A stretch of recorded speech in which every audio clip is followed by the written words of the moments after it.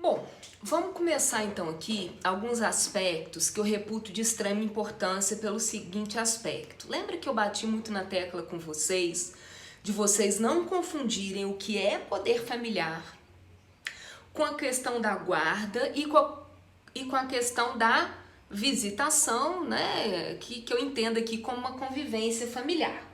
Então, o 1630 do Código Civil, ele diz o seguinte: os filhos estão sujeitos ao poder familiar.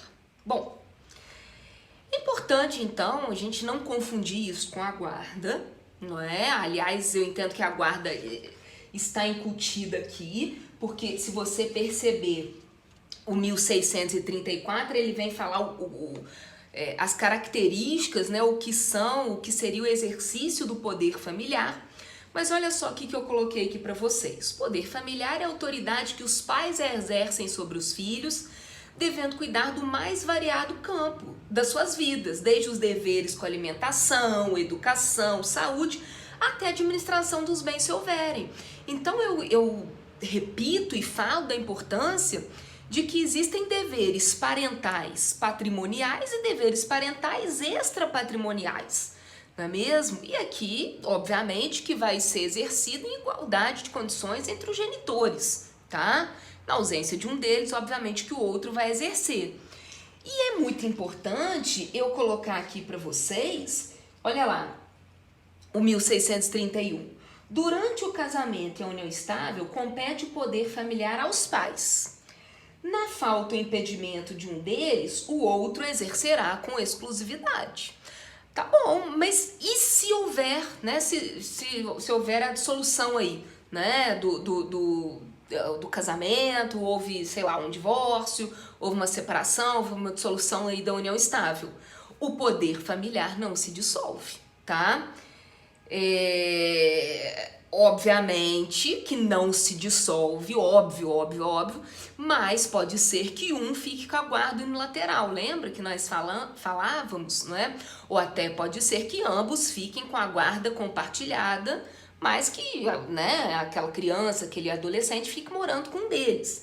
Então, o que vai ser alterado é a forma como será exercido por conta do tipo de guarda, mas o poder familiar, ele permanece o mesmo, ok? Tudo certo?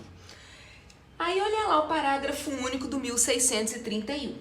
Divergindo os pais quanto ao exercício do poder familiar, é assegurada a qualquer um deles recorrer ao juiz para a solução do conflito. Olha que interessante isso daqui. O Código Civil, ele acabou atribuindo uma solução ao Poder Judiciário. Tem uma ação específica em relação a isso que chama solução de divergência quanto ao poder familiar. A ação se chama, né, ação de solução de divergência quanto ao poder familiar. E aqui, meus amados, a gente tem, né, poderia falar em mediação familiar e tudo mais.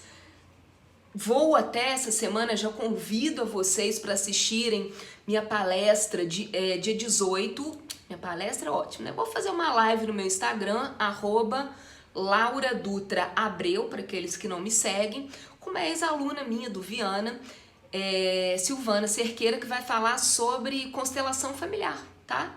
Dia 18 às 18 horas. Depois eu vou colocar a propaganda lá no meu Instagram. Mas então, talvez a saída também poderia ser por meio de constelação familiar. É um tema interessantérrimo, tá?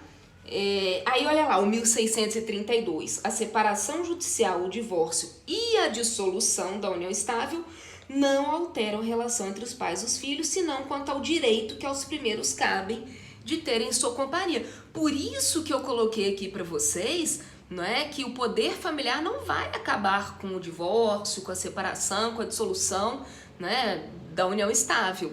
O que vai acontecer é que pode haver uma alteração na forma como esse poder familiar vai ser exercido.